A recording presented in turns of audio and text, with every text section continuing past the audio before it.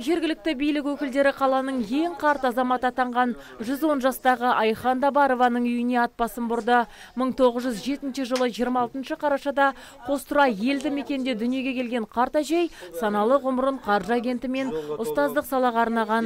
Айхан апа 6 баланы дүниеге әкелген. Екі ұлы Ұлы Отан соғысында ерлікпен қаза тапқан.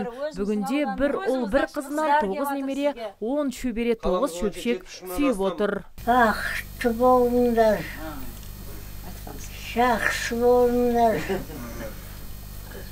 көп болыңдар, мол болыңдар. Осылайша 3-ші мегаполистің ең қарт тұрғыны қала күнімен құттықтап келген қонақтарға батасын берді. Туыстарының сөзінше, Айхан әженің денсаулығы соңғы 2 айдан бері сыр бере бастапты. Қазір тамақтана алмай, тек су ішеді екен. Мереке қарсаңында 110 жасқа жеткен тұрғынға қала әкімдігі тарапынан теледидар табысталды. Қаламызда жалпы 70 мыңнан астам қарияларымыз бар.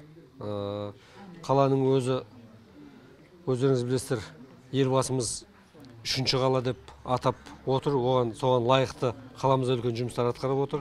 Мына бір аптадан бері қаламыз өткен сенбіліктен бастап қала күні мерекесін тойлауға дайындалып жатыр. Міне ертең үлкен соның қорытынды шаралар өтеді. Мына қаламыз осы өзіміздің республикамыздағы ең көне қалалардың бірі, 2200 жылдан астам тарихы бар. Мына қала тұрғындары осы мерекемен қала әкімінің атынан шын жүректен құттықтаймыз. Бүгінде шаһарымызда 73.087 зейнеткер бар. Оның ішінде Ұлы Отан соғыс ардагерлері 98, ал тылда еңбек еткендердің саны 4775-ті құрап отыр. Азиза Мадияр, Антон Семенов, Абзал Тұрабеков, ТВК телеарнасының жаңалықтар қызметі.